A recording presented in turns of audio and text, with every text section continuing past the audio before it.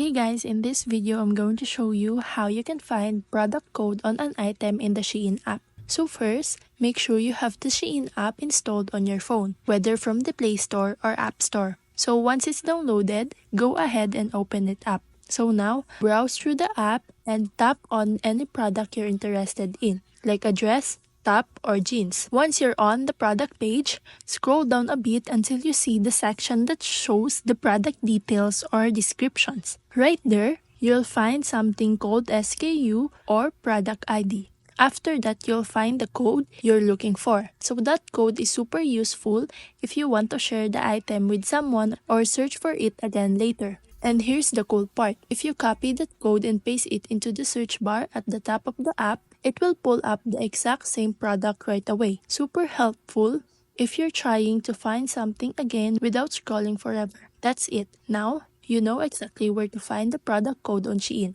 and how to use it too. Thanks for watching.